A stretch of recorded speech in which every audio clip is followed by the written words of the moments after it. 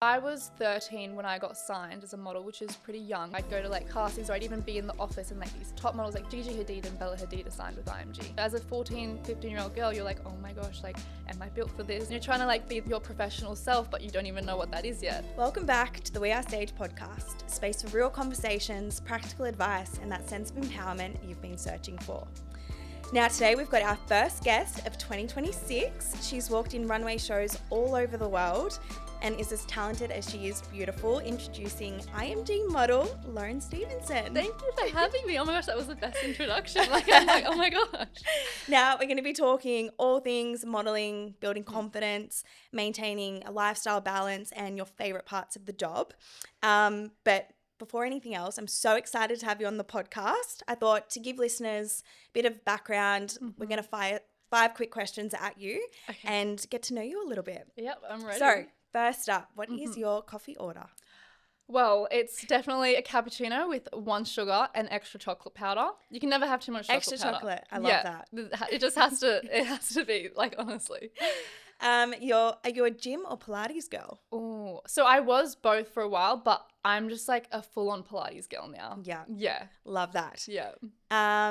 Reformer, mat, or a bit of both? Well, hot Pilates is like my go-to. Yeah. I love a bit of bar, love a bit of mat. Reformer I like here and there, but I feel like hot Pilates, like the sweat that I get out of that is like insane. Like I love that the most. Love that. Yeah. Your go-to skincare product? Ooh, I'd say the Weleda skin food. Mm-hmm. It's like a really good, nourishing moisturizer. I just feel like my skin's always glowing with that. I like, literally have that on right now. I was going to say, that. and your skin's glowing. I love it. Yeah. That speaks to me. Love that. Yeah. Now, your favorite city to travel to? Ooh, I'd say that's hard because I've been in London and I love London for the culture. But my favorite city to travel to would probably be Paris. Beautiful. Yeah. Stunning city. And your dream designer to walk for? Well, I would have to say Prada. Yeah. Yeah, definitely Prada in Milan. That would be insane. A dream. Yeah. Mm-hmm. Love that. Well, we'll get into it now. So to give listeners a bit of an insight into who you are, tell us a bit about yourself growing up. Who was Lauren? What was she like? Hobbies, passions? Yeah, well, basically I grew up in France, so I wasn't in Australia at the time. And like I grew up going to an international school, which was really nice. I had friends from like a lot of different backgrounds and things like that. And then same with when I was living in Singapore, like everyone had different backgrounds. So it was nice to grow up with that culture because everyone brought their different values and things like that. And I was always a very shy kid. So having friends that were very like outgoing and from different areas of life was just like so nice for me to have because I wasn't my own person. I was like so shy, and my mum would always get advice from like teachers like, oh, she's a really shy kid, like she needs to speak up a little bit more. So I was like that little shy girl in school, but like I started Taekwondo at like the age of 7, I think. That gave me a lot more confidence for sure. And I started doing that because like my brother was doing it at the time, and I was like, oh, it'd be like cool if a girl did Taekwondo. All the people in the class were guys. I was like, this is not how it's going to go. Yeah. I'm going to change this up. Yeah, we're going to change this up. So I started Taekwondo, and that gave me a bit more confidence. I definitely always had like these goals. Like I remember when I was younger, I was like 6 years old, and I'd have like my monthly goals for the month, and I'd like put it up on the fridge so like my parents could like give me advice on them and like things like that. So I was a very driven person, but I was still a very shy girl who like wanted these big things, but like I think I was just more hoping for it to happen, didn't really know how to take those steps. Yeah, how to make it happen. Exactly, yeah.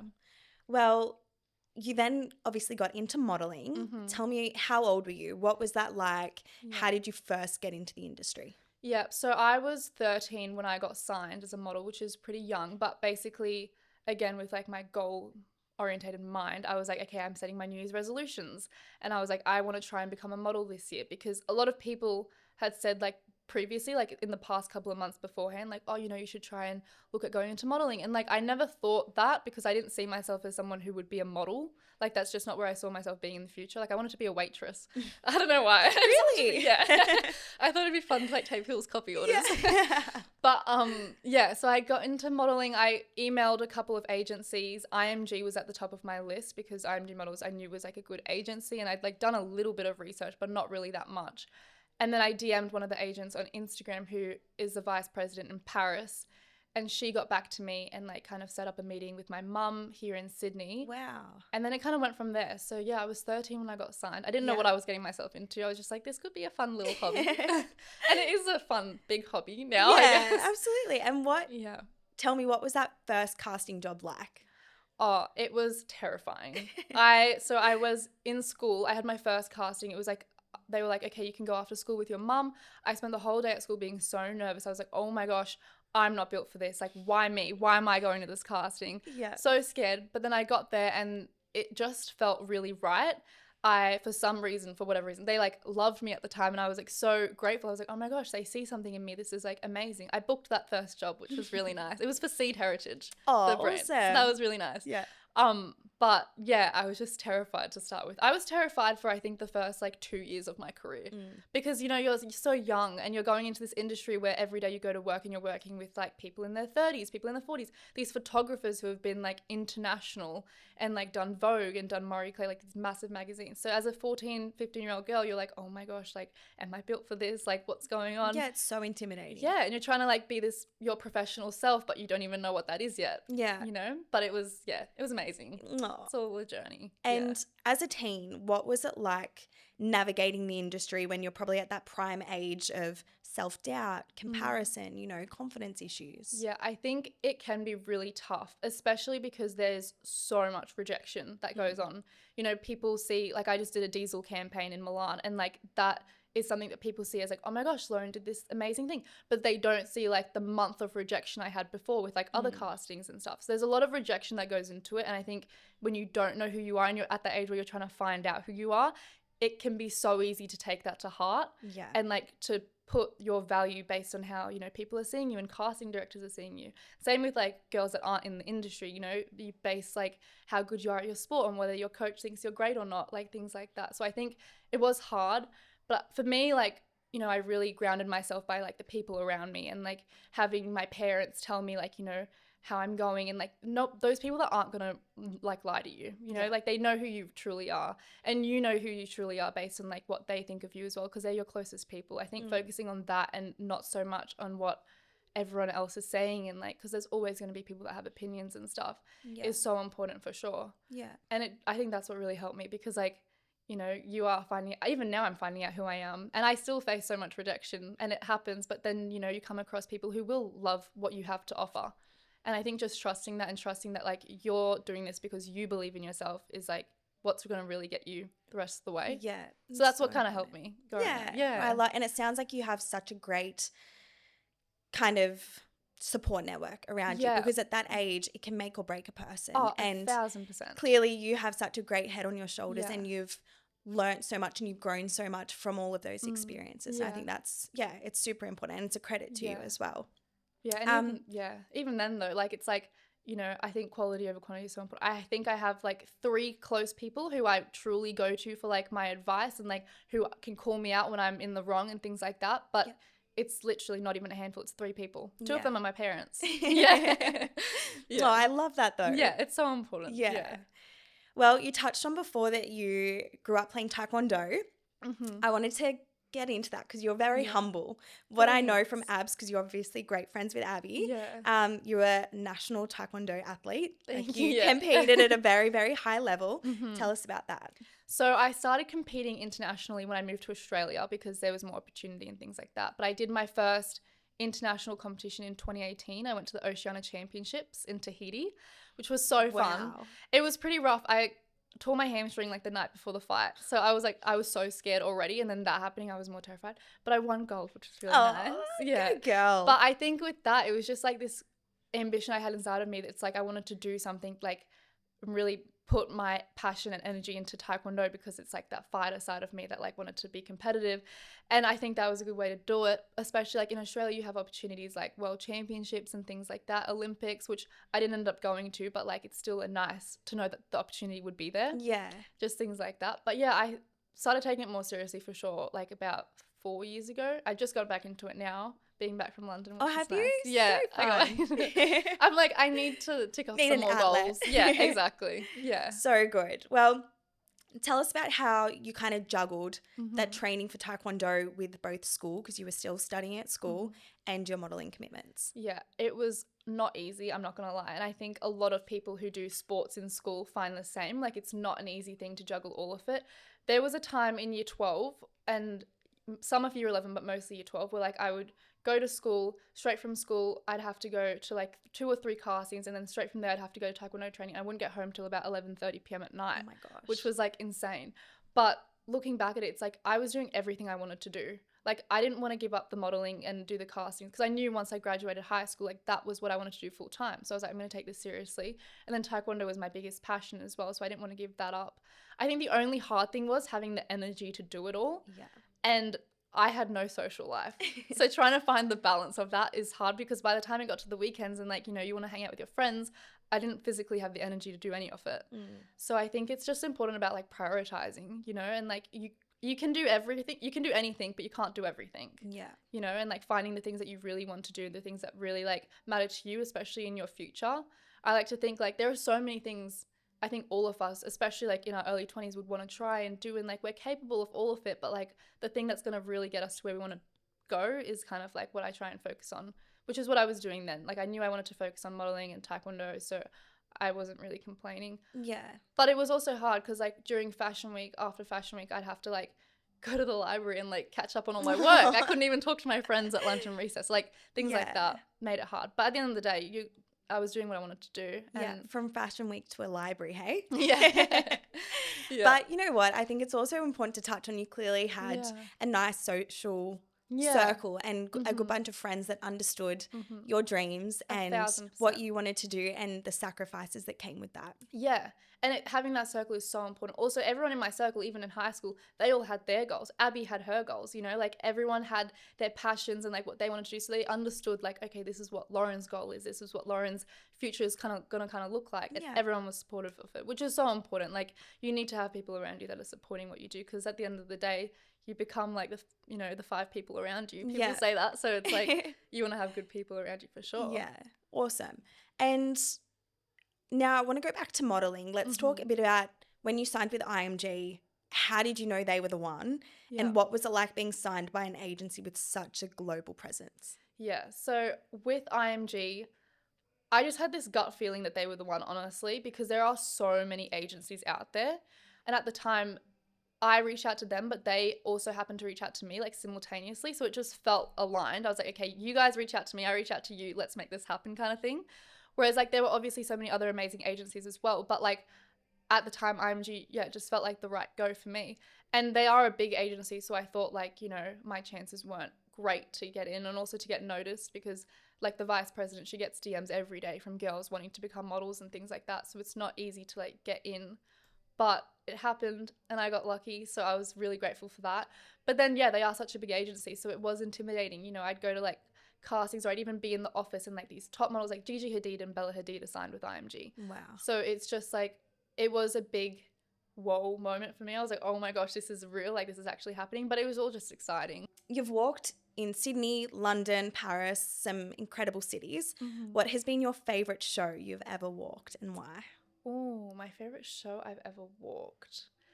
I think the one I just did, the H&M show. Yeah? It was amazing and it meant so much to me, because that was my first international show this year that I did. And like all the top models there, like Kate Moss's daughter walked it, Romeo Beckham walked it, Alex Consani, like these big names. So I think that was really special, because these people who I look up to like my whole life with modeling, and also just like in the industry, and like the reason why I wanted to go overseas, they inspired me so much to like be walking with them and like be backstage with them getting ready and stuff. It just felt like really surreal. So cool. And it was just so nice. The H&M team is amazing as well. Like it's like a family. Like it was just a really good vibe. And it was fun. Lola Young was like singing while we were doing the finale. No way. She was singing Messy. Do you know Messy? Yeah. Yeah. Oh my gosh. It was fun. We were all just like dancing. It was just like a vibe. That's it was very so cool. fun. Yeah, that would probably be my favorite. But it was like really sentimental. Would that be, would you say, your biggest pinch me moment so far? I think, definitely one of my biggest pinch me moments. I think my biggest pinch me moment was when I was 16. I did like the main fashion editorial for Marie Claire. So it's like Marie Claire magazine. You're in like the 11 pages of it. And that was the thing that got my career to the next level. Yeah. Like that's when brands started wanting me and everyone discovered, oh, Lauren's this like young model. No one really knew who I was before that. But from that moment, that's what really catapulted me. So I think that was like my pinch me moment. Yeah. Yeah. I love that. And do you prefer editorial or runway? What? I think they're all a different vibe. Like editorial, the feeling of like seeing yourself in the magazine, and also it's a lot more creative. Like you can really get creative with it. The shots always look insane. There's always a massive, amazing team behind it. Like really the best photographers, the best stylists. That's really fun. But what's the word called when you have like the adrenaline? Yeah. The adrenaline that you get from like being on a runway is so fun, and like the energy backstage and everyone's like stressed and you're like, why are you stressing? It's not that deep. Be chaotic. Yeah. Like we're not saving lives, but it's like so fun. It's just amazing, and like the feeling of walking down a runway is like really special. I bet. Oh my god. And do you have a pre-runway ritual or anything? I do actually, because backstage especially it gets hectic. Like there'll be like 3 people doing your hair, some people doing your makeup. Everyone's trying to pull you to like get changed and like do a rehearsal, and then you do your runway rehearsal as well. Everyone wants you everywhere because everyone's stressing. But my only job is to actually do the walk. So I try and like block myself out of all that stress, and I just put in my headphones, listen to my music. Everyone is like, you don't want to get amongst the stressful energy because that's also going to come across when you're trying to focus and walk. Yeah. So I just distance myself from that by putting in my headphones. I imagine like a bubble around me, and everyone's stress is just like bouncing off the bubble. Like no one can get to that. And it honestly really helps. Yeah. Yeah. I love that. Yeah. Is there like a song that you like go to when you... It's like a bit of whatever I'm feeling at the time. It's so weird. When I'm in Paris, it's like music that sounds like French. It's so random. But for some reason it just like it works. And then when I'm usually it's just like really chill songs like Wildfires, some Olivia Dean, love Olivia Dean. Just like songs that make me feel like me, not songs that make me feel like I need to like get in a zone. So at the end of the day, I'm like, it's fine. Like I'm just Lauren. Like, I feel like it's with my eyes closed. Yeah, and I feel like it's like when you're in those environments where it's such high adrenaline and high pressure, like you can feel like, oh, I have to like put this on, or I have to be this, I have to do that. It's like, no, you just got to be yourself. You're here for a reason. Yeah. Absolutely. That was actually what I was going to touch on next, is those high pressures and the fear of rejection, and how you kind of navigate keeping yourself grounded in day-to-day living. Yeah. Well, I mean, it happens a lot, like in every area of your life, like relationships, friendships, like work, sports, everything. And I think it's like so important, because the thing is, rejection happens a lot in all areas of our life. But when we turn 20 especially, and you become an adult, you take on the pressure a lot more, because you realize all your goals and everything is up to you. Yeah. And it's literally up to you to make everything happen. So the rejection hits 10 times harder. And the stakes seem a little bit higher. They seem higher. There seems like there's more pressure, and you just have to remind yourself, like, you're the one that gets to be in control of all of it. Like, you get to decide how something makes you feel. I face a lot of rejection, like with modeling, for example, because it's like when you're international, there's so many models. You'll go to a casting, there's like 200 girls, and they're looking for one girl. Yeah. Wow. So it happens a lot, but then it's like, I'll do a casting and then suddenly they're like, oh my gosh, you're the model we've been looking for. Like, there's always going to be people that like you're not the right fit for, and then people that you are the right fit for. Same with like friendship groups, like there's always going to be your circle who you gel with and you click with, and people who for whatever reason just aren't your people, and that's fine. But I think like the way I stay grounded in it, especially with like the high pressure stakes and stuff, is just like to remind myself why I started in the first place. And like at the end of the day, I'm literally just there because I love it, and because it's like something that I see myself doing and it makes me happy. And at the end of the day, if someone rejects me, okay, that's just one person, or 2 or 3, but there'll be some people that do, that's it, really like you. Yeah. I love that perspective. I think that's so important. And I think it comes across in you as a person as well. Like you can tell that you just have such a good energy, and I'm sure that, brands who align with that energy and feel that, you probably reciprocate that too. I also think like when I do face, because it is easy for sure to take it to heart, and I still do take it to heart sometimes, when you want something so badly, or like a specific job, and then they don't want you back, it's like, oh, why did that have to fall through? But it's like you're never going to miss out on what's meant for you. Absolutely. Now, you've been living in London for a little bit. I have been. Tell us a bit about that experience and what has come from it. Well, okay, so I moved to London when I was in April, and I was there for about 6.5 months, I want to say. But it was like the best. I had to do it because I felt like I had been really stagnant in my life. Also, whenever you do like a big move, you grow so much as a person. Like, just have like everything changes. When you change your environment, everything changes. And it was really nice. Like I made really good friends. I like did really good for modeling. It was really good for my career for sure. And there's just so many amazing brands over there. You learn so much about yourself also just like living on your own and having to do things your own way. Like there's so much that comes with that. Like you can't just go to your parents, you can't go to your friends. Like, you know, it's really up to you. And I just, it was definitely a massive growth experience for sure.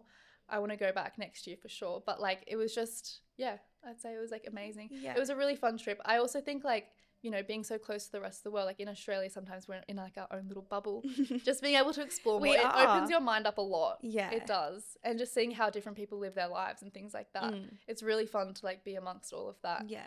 An incredible experience by the sounds of it. Yeah. So tell me a bit about how you try to maintain a balanced lifestyle every day. Yeah. Well, obviously it's so important to have a balanced lifestyle, especially with like your career. It's so easy when you're career driven to like get so focused and go down a hole of just like perfectionism and like obsession almost with like wanting these goals, but like having the balance is so important. So I like to do like Taekwondo. It's like obviously my sport and I love the outlet of that and like the team spirit that we have there, and also just like focusing on like my Pilates and surfing and doing these like physical things that get my mind off of doing like what I was, you know, meant to be doing for my job and things like that. Because when I'm doing my physical sports, it's like I'm focusing on what I'm doing there in the moment. It's so easy for me to be present when I'm doing like surfing, Taekwondo and like Pilates especially. But then also like having the outlet like with my friends and like, you know, just spending the time to be social and like seeing what they're up to. Like having a good social network is so important, especially like to like we said before, stay grounded and things like that. It's so important for me to have that balance. And then also like my uni degree on the side, I'm doing a business degree, so that like keeps me very grounded. You are a busy girl. It's busy, but like it's all fun stuff, so it's nice. It's things that fill your cup, and that's so important. Exactly. And I just feel like, say if I'm working so much, like I have this urge, like I just need to do like Pilates and like have these outlets, because at the end of the day, like you just got to do what makes you happy, you know, and like have that time for yourself, especially to recharge. Yeah. I love that. Well, that ties in really well with my next question, actually. Yeah. You've clearly remained so incredibly true to yourself throughout your whole career, and you're so grounded. What has inspired you, or does inspire you, to keep pushing to be that best version of yourself every day? Yeah. Well, like I said, like at the very start, like when I was little, I'd always have like my goals and like these things that I wanted. And like I have this photo of myself when I was 5 years old, and I just like put it in my bathroom. So every morning. I had that too. I love that. But like every morning I like look at it and I'm like, wow, she had these big goals and these big dreams. And when you're young, it's like nothing's impossible, nothing's off limits. Sometimes as we get older and like we hear the opinions of like teachers and like people of higher powers maybe, and like our friends, we can kind of like drift from that vision that we've set for ourselves. But realistically, like when you're young and like that vision you have for yourself, like you have that for a reason. And I always remind myself of that, because it's like everything I do is like for her when she was younger, but like also for me now. But it's just nice because like she thought nothing was off limits. Like I should think the same, you know? And sometimes I do think like, you know, oh, I would really love to do this campaign or like this job, but like, am I really like capable of that? But it's like, of course you are. Yeah. You know, like when you're young, everything is possible. You can be anything. You know how little kids always want to be like superheroes? Yeah. It's like be astronaut. That. Yeah. Nothing is off limits, and I just love that. So I think reminding myself of like what I've always wanted, and like I've honestly been the same person since I was like 5 years old, just like I'd hope a more mature version of my 5-year-old self. But like the vision I have set for my life is like never changed. And I think one thing I do that keeps me like very focused on like where I want to be heading is vision boards. I love to make a vision board on Pinterest. I love that. It's the best, is it not? And that's why you and Abs get along so well. It's true. It's true. We talk about this in school as well. Like we have our little vision boards, but like it's so true. Like it's such a powerful way to manifest like what you want in your life, and like sometimes you don't even realize it's happening. I looked at my vision board that I made at the start of this year like a couple of days ago, and I was like, oh my gosh, some of these things to a T. Wow. Like I had this photo on my vision board randomly of like this model wearing a robe, and it said Jacques Mousse, and then I got that robe wearing Jacques Mousse because I worked for them. No way. And I didn't even realize. Like it's just like amazing how powerful it is. Yeah. And when you have that vision for your life, I think it comes naturally, you know, like wanting to work towards it and wanting to like see yourself set these new goals and like achieve them. And it becomes almost like the driving factor to like keep you pushing for more. Yeah. Which is really nice. Yeah. I love that so much. So are you already in the midst of kind of, you know, planning for 2026 and what? Yeah. I am so excited for 2026. It's going to be a great year. Yeah. Well, we're going to get to that. Let's touch on the transition from that kind of teenage years into your 20s and knowing who you are and navigating that. Yeah. It's definitely not easy because everyone's like trying to figure out who they are. We're still, I think up until we're like 30, 40, my parents, you know, everyone's trying to figure out who they are still. But especially when you go from like 16, 17 to like an early adult in your 20s, there's this like big shift I found that happened of like, you know, suddenly you become the one in charge of your whole life. You don't have people at school or like teachers, parents telling you what to do or like how to do it. Everything becomes up to you the minute you leave high school. And I think a big part of that is realizing as well, like, you know, a lot of young girls and guys have these dreams and these goals that they have when they're like 16 and 17. And then when you turn 20, you realize it's all up to you to make it happen. And a big part of that, I feel, is like finding your voice and knowing that like when you have these big goals and these big dreams, hopefully not, but like for me, I found there are going to be, you know, sometimes people that aren't supportive of that or like aren't pushing you in the right direction. And I think especially as young girls, it's so in our nature to like, you know, be the polite girl who stays quiet and just accepts what happens and like lets whatever happen. But people when you pleaser. People pleaser, Yeah. and like it's, we all are like that for the most part. But like a big thing is that like, you know, as you get older, finding your voice is so important. And realistically, like if you can find your voice and like speak up to people, even just in relationships and friendships, you know, I think when you're younger, it's hard to speak up to your friends if you're not being treated right and things like that. As you get older, it becomes even harder because it's like you might have to speak up to your boss or your coach or people that have a bit of power over you. But at the end of the day, you have to speak up for yourself, whether you do it with a shaky voice or tears in your eyes because you're a people pleaser. There are like uncomfortable conversations that have to happen sometimes in order for you to set boundaries for your life and like be so clear on where you want to go. People, you know, like if you have such strong goals for yourself, it's important that the people who are in charge of making them happen are taking it as seriously as you are. Yeah. And sometimes those serious conversations do have to happen. And I think it's just important to know because as well, like, you know, closed mouths don't get fed. If you want something, you need to speak up and like say, as hard as it is, because, you know, you might have uncomfortable conversations. And I think we're told a lot as girls as well, like to be polite and to be quiet and to kind of not put ourselves forward for these things that we really want because it makes it uncomfortable for other people. Make them uncomfortable though, you know? Why should you have to sit back and keep quiet and to you keep don't. them comfortable? And what I love as well is once you start speaking up for yourself and really going after what you truly want, you give permission for everyone else to do the exact same thing as well. So yeah. I love that so much. I think that's so important because we are in it. Like I'm guilty of it. You know, growing up of being a people pleaser, I'm a yes girl, all those things. And I've come off second best because I'm drained or I'm stressed or because I haven't gotten something because I haven't spoken up. And I think it's so important that young women in particular find their voice and it doesn't have to come across in a, you know, a abrupt way or it can be in a nice way, but it's a matter of standing up for yourself and knowing what you deserve. And at the end of the day, like, yes, there might be people who like have a bit of power over us, like a boss and stuff, but at the end of the day, we are our own boss. Like we're in that job, we're in that sport, we're in that friendship group for a reason. We chose to be there. We're the one that gets to decide how we want to be treated, what our boundaries are, how seriously we want to be taken. And like nothing can get in the way of that. No one can ever tell you you're too young to be doing a certain thing or you're too old or like anything like that. If you have a vision for yourself, stick by it and like the right people will come to you. Yeah. You know? I love that so much. Now, we can take this career-wise, we can make it personal, but what are you most proud of? I'd say I'm most proud of like how true I've stayed to myself. This can be taken both ways, but in the industry, I feel like it can be so easy to let, you know, like the covers and like the magazines and the runway shows feed your ego, but it's so important to have it being focused on feeding my soul and keeping true to the fact that like I've always done this because it's my passion and that's as deep as it goes. It's not, you know, getting like too into it in like my ego and things like that, but like I've always been true to myself, which I think is what I'm proud of because I think it as also you should be. Thanks. But like it's just like I've seen it happen a little bit, not too much because like everyone in the industry, they're all amazing people, they truly are, but it can happen like in, you know, when anyone gets like success of some sort, like you don't want it to like feed your ego. And I think staying true to yourself and knowing like, you know, even if you weren't to be the successful person or whatever, like you still have your people and you still are true to who you are, who that 5-year-old girl in the mirror was, you know, like that's what's important at the end of the day. Yeah. I love that. And what's next for Lauren Stevenson? What's on the cards in 2026? Are you allowed to tell us? I am allowed to tell you. Yeah, I'm going to be going overseas again. I'm going to do an overseas trip. Yeah. The thing is with modeling is like you never know what's going to happen. I could go overseas, have the best move for my career. I could do really well at Fashion Week. It could totally flop. We leave it up to God and the universe. Whatever happens, happens. But I have definitely like goals I've set for myself here in Sydney. So I'm going to work towards achieving those campaigns and things like that. And then I'm going to head overseas for sure. Love that. Yeah. To wrap up, I've got a couple questions left. Yep. Do you have any words to girls who feel like they're not enough or they struggle with self-doubt? Mm-hmm. I definitely think, first of all, everyone's struggling with it. You know, like we're all in the same boat together. It's something that gets easier as you get older for sure, based on like, you know, experience and life experience. Finding out who you are just happens as life goes on as well.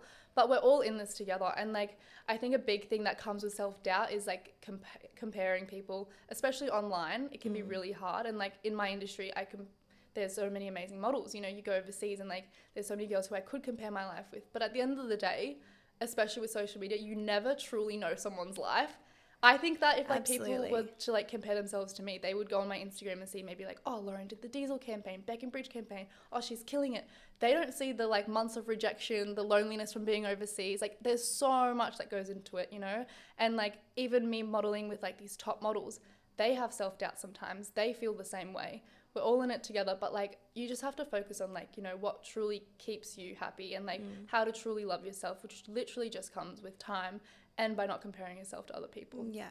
I love that. I think it's so important because we're all guilty of it. And for sure. That's the beauty of social media these days is we get to see everyone's highlight reel every single day. Yeah. And yeah, I think that that's a real timely reminder for listeners. Like, and the thing is as well, like online, it looks like everyone's always doing so much. Yeah. Like I feel like I always have to be doing something because I go on Instagram when I'm like just chilling in bed and it's like everyone's at Pilates, at the beach, doing these fun stuff. But then I think about my life. I usually post this stuff when I'm lying in bed doing nothing. Yeah. You know, I post like these photos of me all glammed up when I'm after the event's already done. It's like we're all just like living, you know, the same kind of situation, in the same situation. And like at the end of the day, we just got to like remind ourselves of who we are. Yeah, absolutely. Yeah. And reflecting on everything that we've spoken about today and knowing what you know now, what would you tell your younger self? Oh, I love this question. I think I would tell her to hold on to her dream, for sure.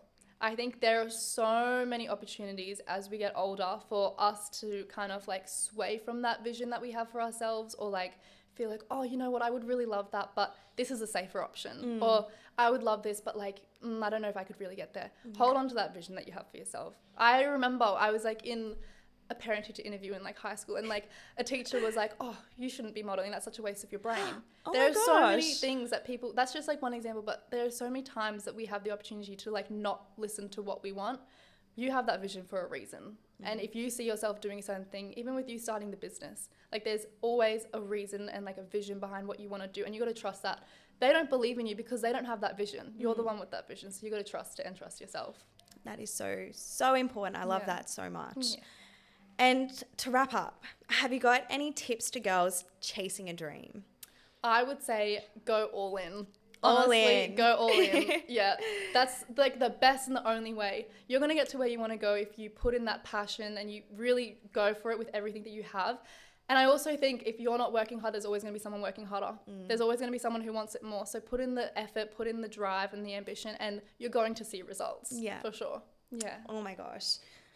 So many great answers here. Now, it's time for our Rise and Bloom segment where you get to set a little challenge for our We Are Sage community. It could be a daily habit or a wellness practice, but something that you think will enhance their life in some capacity. So that said, what is your challenge to our community? I think my challenge would be to have every single day, I want you to look in the mirror and say one nice thing about yourself, whether it be your appearance or something about your character or how you handled a situation in the day. Something that has to do with like you loving yourself is so important. I feel like, and it could just be me, but like it's so frowned upon, like the idea of like, oh, she loves herself, or like, you know, especially in the modeling industry, people come up to me and they're like, oh, do you feel like a lot of models are like up themselves? It's like, not at all, you know, but it's like loving yourself is like something that's so important for everyone. You have to love yourself, especially in the industry. You have to love yourself because if you don't love yourself, how are people going to want you for a brand? They're going to be like, well, she doesn't even think she looks good in the clothes. Why are we going to put her in the clothes? So I think, focusing on loving yourself by saying one nice thing to yourself every day. Yeah. And look yourself in the mirror and say it. Yeah. That's the key. Yeah. Love that. Now, before you go, I'd love for you to sign off on our Love Heart canvas. So I'm not sure if you've seen it, but every guest that comes on the podcast, we have them sign off with a hand-drawn love heart to leave their mark, a bit of a reflection of the mark that they are leaving on our community. I love that. Yeah, so we'll get you to... Wait, this is so fun. to do your hand-drawn love heart on the canvas. There you go. Oh my gosh, wait, this is so cute. I'm going to put it right here. Wait, I do a love heart as well? Yep, and sign your name. Oh, beautiful. Abby would be a lot better at drawing that love heart, but that's okay. We'll hold it. Do you want to hold it up to the camera? So it's growing. Yeah. Beautiful. Well, Lauren, thank you so much for coming on the pod today. I think it was such an incredible chat and so many beautiful, heartfelt, helpful messages, I think, for listeners. And yeah, I think that there's so much that they can take away. And I just think you're an incredible role model for young girls. And I think your younger self would be extremely proud of you. Oh, that is the best compliment. It's honestly such a privilege to be on the podcast. I'm so grateful. So thank you for having me. Thank you for coming on and for letting us be your first podcast. Of course. This is so exciting. I know. And it's so sentimental as well. Yeah. No, I'm so proud of you. I know I've obviously watched you grow up with abs and seeing what you've achieved and what you continue to achieve and the head that you have on your shoulders. Thank you. It's a credit to you and very proud of you. Thank you so much. It's been a pleasure. But if people want to connect with you on socials or follow your journey, where exactly can they find you? They can find me on Instagram. My Instagram's Lauren Stevenson. 2 L's at the start, but yeah. To keep it interesting. Yeah, and then TikTok as well. I'm on YouTube as well. Awesome. So, yeah. Love that. Well, to our listeners, thank you so much for tuning in for today's episode. If you enjoyed it, please be sure to like, subscribe, and send it to somebody that you love or who you think would appreciate it. Make sure to follow us at weare.sage on all of our socials and let us know your favourite part of today's episode. And lastly, to every girl that's ever felt like too much, not enough, or completely lost, we see you here at We Are Sage, and we hope that you take some inspiration away from today's episode. Good luck with your challenge. I know that I'll be doing it too, and we'll catch you next episode. Thanks, guys.